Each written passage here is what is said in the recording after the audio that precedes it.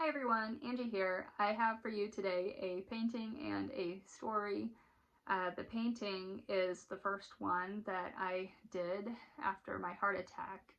I was looking at my newsletter that has been laying dormant for, turns out, almost exactly 3 years now. And the reason it laid dormant for so long is because I pulled away from art after my heart attack. I really just wanted my world to shrink to something that I could manage, and I cut out a lot of things. Part of my healing process was to paint a picture. So I'm going to show you the picture that I painted, and I'm also going to tell the story of my heart attack. The painting is called Ignited Bomb, for obvious reasons. And there's a couple things about this painting that make it really different. The first is the style of the painting is incredibly different than what I normally do. If you've seen my other art, it is all swirls all of the time. I don't know why I do swirls a lot, but I do. And in this particular painting, it's all dark and fuzzy and simple and even gritty. There's places where I took the paint when it was starting to form a film and I just put that in the art too. And all those bits of paint and flakes and textures are added into this to really create a lack of smoothness because my life didn't feel smooth. It felt distorted, it felt bumpy, and so I wanted my art to be bumpy too. But the one thing I am doing is holding a cloth that's sort of falling off of me, and I've barely got a grasp on it. And that particular cloth is swirly, as if I have some of my old paintings or my old painting style, and I'm just trying to hold on to it as it falls away. And I painted myself naked in the picture for two reasons. One, to really emphasize the falling cloth, and also because the nakedness is one of the things I remember the most about the heart attack itself. So when I had the heart attack and finally realized that that's actually what was happening, and this is after going down 2 flights of stairs to tell my husband that I thought I was having a heart attack, and it was like, no, that's not possible. No. I'm like, yeah, you're right, that's not possible. It's stupid. So I go back upstairs and think, oh gosh, no, I think I'm having a heart attack. Back down to the basement.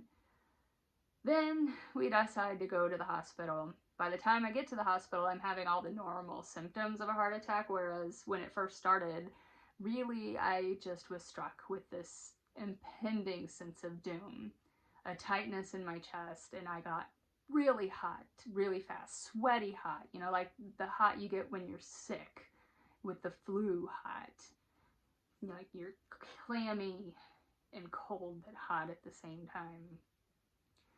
We get to the hospital and I am certain I'm having a heart attack. So I get out of the car, march myself into the ER and say, I think I might be having a heart attack.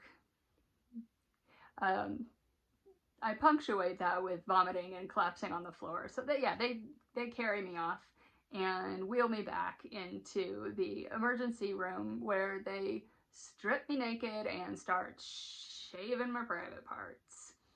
And I'm barely lucid at the time. They're asking me all these questions. I have no idea what they are, but all I remember is thinking that is not where my heart is, like wrong spot. And, in my semi-lucid state, I'm starting to question the people that are trying to take care of me, like, oh man, did I say something wrong somewhere? What's going on? They cover me with a cloth, and, well, one of those paper cloths that they use in hospitals, and they wheel me on a gurney through the waiting room of the emergency room. And so all the people are there seeing me, and I'm just laying there thinking, oh my God, I'm naked in the middle of an emergency room. Of course I was covered in a cloth. I'm sure everything was hidden, but still, I'm like, oh, I'm naked. Everyone can see me.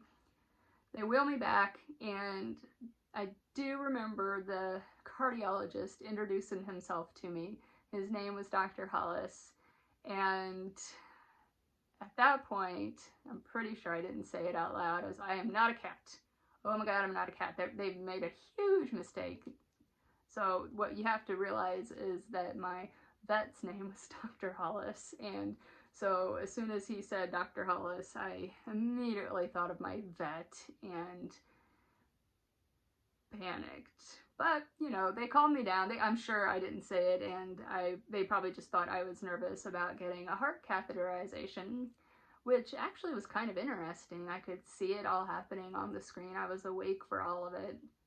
And they put in 5 stents and then wheeled me off to a room in the hospital where I spent 4 nights, including over Christmas, until I was finally released to go home.